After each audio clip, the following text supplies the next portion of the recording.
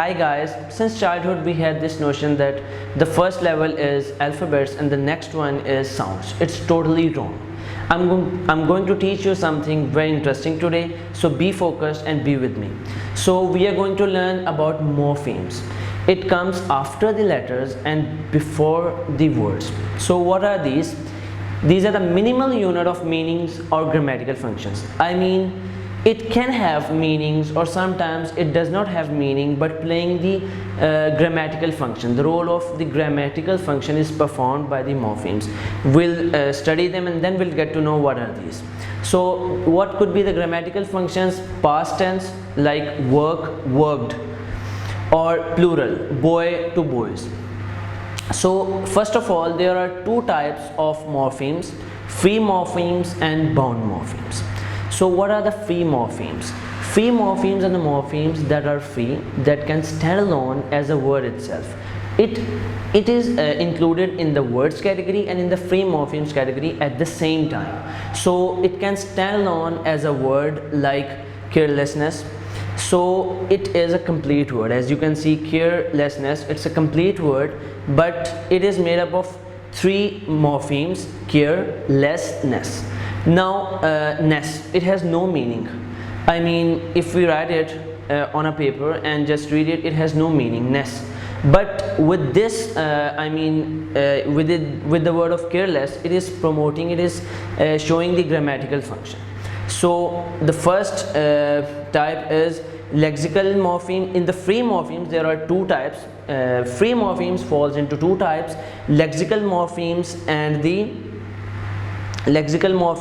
the functional morphemes. So what are the lexical morphemes? Lexical morphemes includes nouns, adjectives and verbs. What could be these? School, YouTube, handsome, punctual, walk, drive, read, search. I mean, free morphemes, these are these will be all the time, like can stand alone as a word all the time.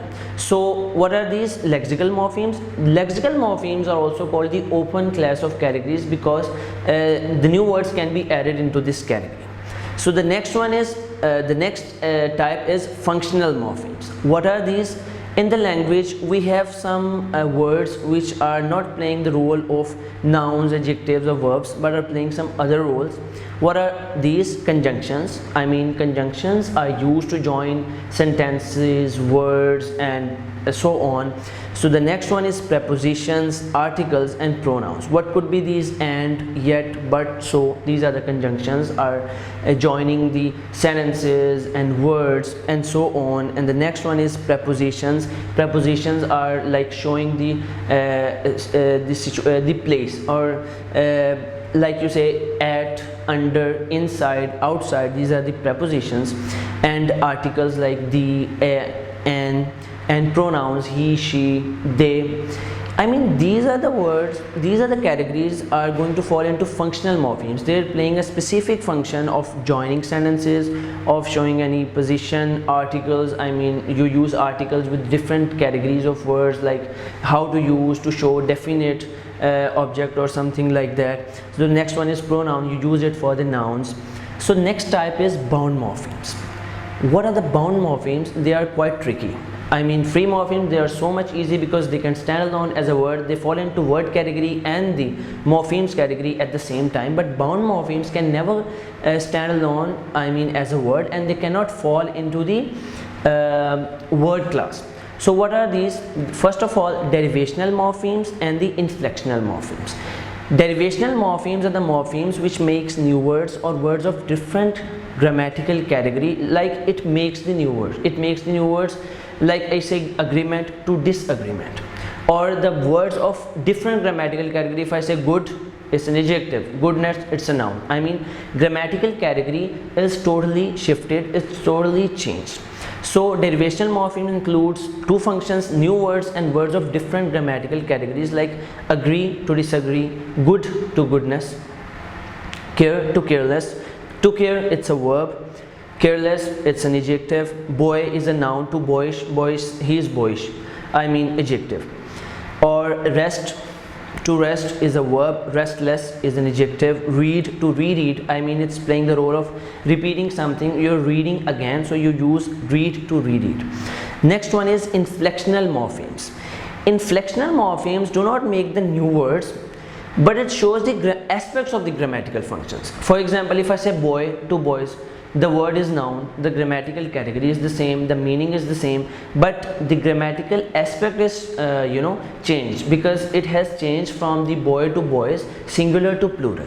If I say boy or boy apostrophe s, it is making it into the apostrophe s possessive form. If I say like I say plural s or possessive, and the next one is ed, walk, walked, walked, so you are changing the tense.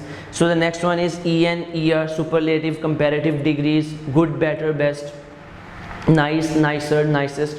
You are increasing the intensity of your adjective by using er or est at the end, or ing, you are making the gerund, walk to walking. If I say, it's quite tricky here, you say walk to walk, it's a verb. If I say walking, I am walking, it's still playing the role of the verb, but if I say walking is my habit, so it has been changed into the noun. So this was all about morphemes. Keep in mind that words and alphabets, there comes morphemes in between. So free morphemes, don't ever get confused with it is a free morpheme, a word at the same time. It can happen all the time with the small words like boy, girl. If I say boy, boyish, ish is totally the bound morpheme, but boy, it's a free morpheme and it can stand alone as a word at the same time. So don't confuse, try to learn them minutely and try to practice them. Inshallah you will learn them. Thank you and Allah Hafiz, and don't forget to subscribe